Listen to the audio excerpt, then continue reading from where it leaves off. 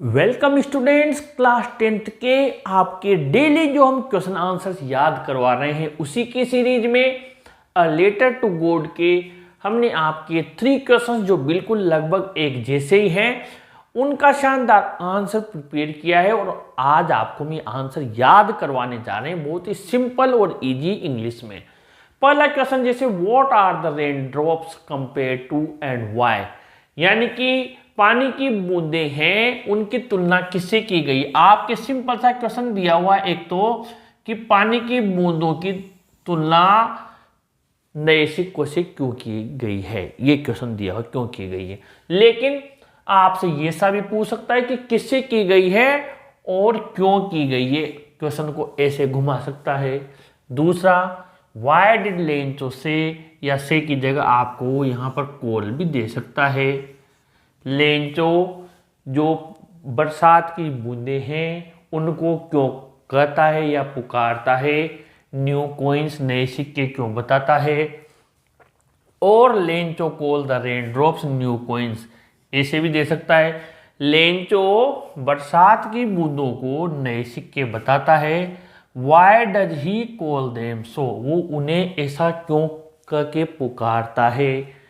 अब ये जैसे भी दे हमें पानी की बूंदें और सिक्के, इससे रिलेटेड लॉन्ग आंसर टाइप में या शॉर्ट आंसर टाइप में क्वेश्चन देगा, उसका हमने ये आंसर प्रिपेयर कर लिया है। यानी इससे रिलेटेड 3 की जगह 30 यानी 30 क्वेश्चन और बना ले, पानी और पानी की बूंदें और लेंचो के उनके बारे में कमेंट को, तो ये आंसर हमारा प्रिपेयर हो चुका है। Lencho was waiting for a heavy rain or at least a shower to get good crop। ठीक है, ये हमने लाइन लिखी।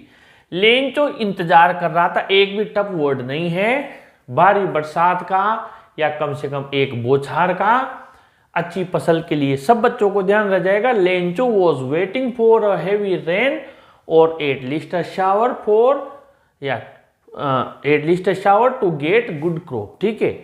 When it started raining, ठीक है, बहुत सिंपल है। जब स्टार्ट मीनिंग सब जानते हैं, रेनिंग सब जानते हैं। जब बरसात शुरू हुई, he was very happy, सबको याद रह जाएगा very happy। He compared the big drops to 10 cent pieces, उसने बड़ी बूंदों को 10 के सिक्के कहा, and the little ones to 5 cent pieces, और छोटी बूंदों को 5 के सिक्के बताया।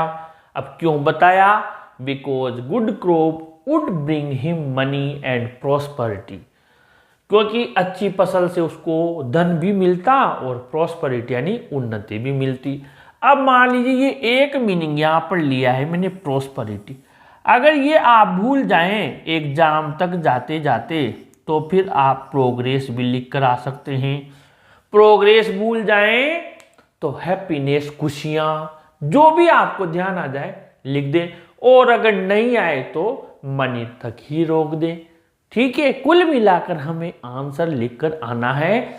यह मैटर करता है वर्ड आपने टफ लिखे या इजी लिखे, फर्क नहीं पड़ता। आपने आंसर सही लिख दिया तो आपकी आंसर सही है, और अगर 4 का है तो 4 में से 4 नंबर आपके हैं।